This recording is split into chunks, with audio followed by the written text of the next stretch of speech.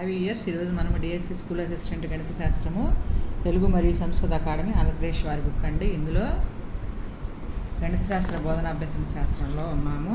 Maths methodology, అందులో మదింపు మూల్యాంకనంలో practice fit చేసుకుంటున్నామండి. So 51 వరకు అయిపోయినాయండి. నెక్స్ట్ కంటిన్యూషన్గా 52nd బ్లాంక్ చూడండి. ఒక విద్యార్థి తరచుగా సమస్యల సాధన ప్రక్రియలో ఫలితం తప్పుగా చేయనప్పుడు ఉపయోగించవలసిన మూల్యాంకన రకం ఏంటి?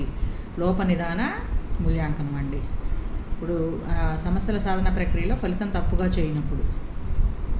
నెక్స్ట్ విద్యార్థుల వర్గీకరణకు పై తరగతులకు పంపుటకు నిర్దేశించబడిన ప్రక్రియ సంకలన మూల్యాంకనం. పై తరగతులకు పంపడానికి నిరంతర సమగ్ర మూల్యాంకనానికి అనుకూలంగా ఉండే ప్రక్రియ ఏది? మదింపు. నిర్ధారిత మాపనల ద్వారా మాత్రమే విద్యార్థుల ప్రగతిని కొలిచే ప్రక్రియ మూల్యాంకనము. విద్యార్థి భవిష్యత్తులో ఏ సబ్జెక్టులను విజయవంతంగా అధ్యయనం చేయగలడో తెలుపు మూల్యాంకనమే ప్రాగుప్తిక మూల్యాంకనము. భవిష్యత్తులో ఏ సబ్జెక్టులను విజయవంతంగా అధ్యయనం చేయగలడో తెలిపేదే ప్రాగుప్తిక మూల్యాంకనం. క్రింది వానిలో బోధనాభ్యసన కార్యక్రమంలో సమైక్యంగా నిర్వహించబడే మూల్యాంకనం ఏది అంటే నిర్మాణాత్మక మూల్యాంకనము. విద్యార్థిలో సహజంగా ఉన్న నిగూఢంగా ఉన్న ప్రతిభను అంచనా వేసి అతనికి సరైన మార్గదర్శకత్వం చేయుటకు వినియోగపడే మూల్యాంకనమే ప్రాగుప్తిక మూల్యాంకనం. నిగూఢంగా ఉన్న ప్రతిభను అంచనా వేసి విద్యార్థి యొక్క సహజ సామర్థ్యాల పరిశీలనకు ఉపయోగపడే మూల్యాంకనమే ప్రాగుప్తిక మూల్యాంకనము. సహజ సామర్థ్యాల పరిశీలనకు. ఇక్కడ నిగూఢంగా ఉన్న ప్రతిభను అంచనా వేసి సరైన మార్గదర్శకత్వానికి చేయుటకు వినియోగపడే మూల్యాంకనం కూడా ఇక్కడ మనకి ప్రాగుప్తిక మూల్యాంకనం అవుతుంది. రూపణ మూల్యాంకనానికి ఎక్కువగా ఉపయోగపడే మూల్యాంకన సాధన మౌఖిక పరీక్షలు, ఓరల్ టెస్ట్స్ అండి. రూపణ మూల్యాంకనం అనగానే ఓరల్ టెస్ట్ గుర్తు రావాలి. నెక్స్ట్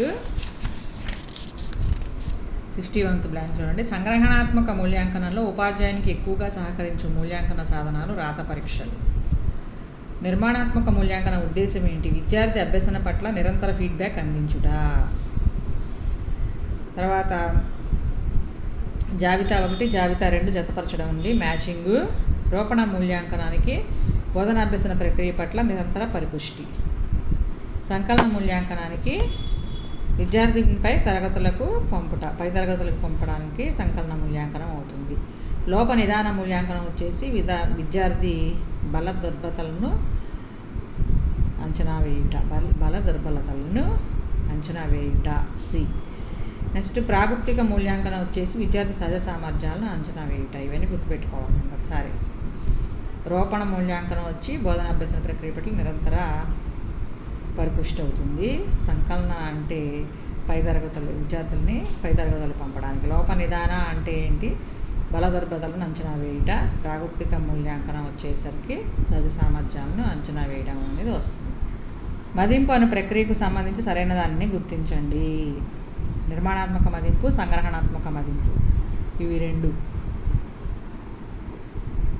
విభిన్న రకాల అభ్యసన శైలులను పాటించుటకు వీలు కలిగించేవి నిర్మాణాత్మక మదింపు అండి. విభిన్న రకాల అభ్యసన శైలులు. విద్యార్థి యొక్క సాంఘిక ఉద్వేగ అంశాలను కూడా పరిశీలించే అవకాశం గల ప్రక్రియే నిర్మాణాత్మక మదింపు. సాంప్రదాయకమైన పరీక్షా పద్ధతిని కలిగి ఉండేది సంగ్రహణాత్మక. సాంప్రదాయకంగా సంగ్రహణాత్మక మదింపు అని గుర్తు రావాలి.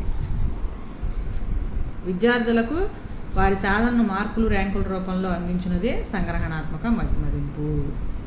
సంగ్రహణాత్మక మదింపుకు చెందనిది అభ్యసన మెరుగుపరచుకోవడం నిరంతరం జరుగుతుంది. నిరంతరం జరగదు ఇక్కడ సంగ్రహణాత్మక మదింపులో. నెక్స్ట్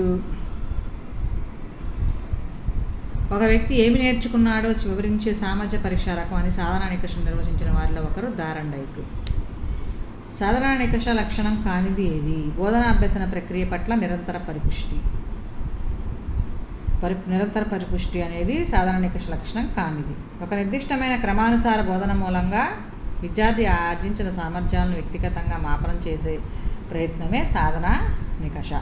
సాధనా నికషల ఉపయోగం ఏంటి అంటే విద్యార్థుల ప్రగతిని అధ్యయనం చేయడానికి, సాధనను బట్టి గ్రేడులు ఇవ్వడానికి, ఉపాధ్యాయునికి తగిన బోధనా కార్యక్రమాలు రూపొందించడానికి. సందర్భాన్ని బట్టి ఉపాధ్యాయుడి బోధనా వ్యూహాలు మార్చుకుంటాం కాదు.